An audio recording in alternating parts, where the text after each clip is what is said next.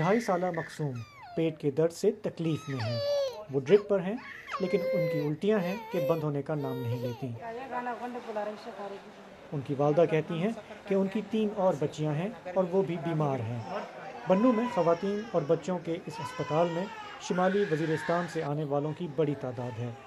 फ़ौजी ऑपरेशन से भागकर यहाँ आने वाले ख़ानदान कहते हैं कि यहाँ उनका कोई पुरसाने हाल नहीं।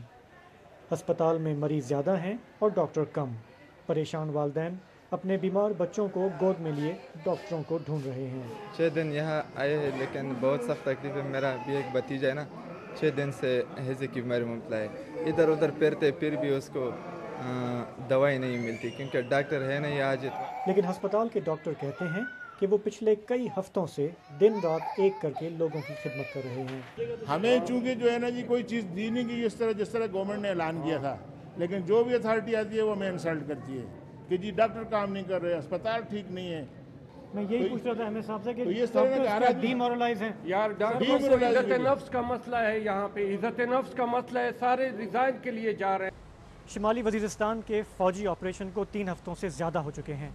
लाखों की तादाद में जो लोग यहाँ बन्नू आए हैं, उनमें एक बड़ी तादाद बच्चों की है। बच्चों की सेहत इस वक्त गंभीर मसला है, लेकिन पोलियो एक ऐसा इशू है जिस पर दुनिया की ज़्यादा दिलचस्पी है।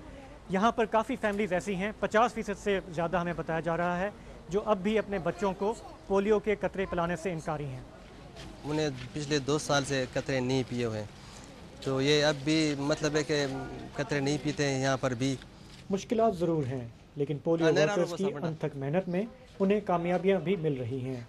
इस घर के लोग जो अब तक अपने बच्चों को पोलियो के कतरे पिलाने से इनकारी थे, आज किसी तरह से अपने 8 बच्चों को दवा देने पर राज़ी हो गए हैं। मुझे बहुत खुशी महसूस हो रही है कि ये इन्होंने अपने बच्चों को पिला दिया, कतरे पिला दिया, और इंशाल्लाह ये आइंदा भी कतरे पिलाएंगे। उधर अस्पताल में मरीज़ बदस्तूर परेशान हैं और जानना चाहते हैं कि हुकूमत क्या सिर्फ इमदाद के दावे ही करती रहेगी या सेहत के इस बुरहान से निपटने के लिए अमलन भी कुछ करेगी। शाजिब जिलानी, BBC न्यूज़, बन्नू।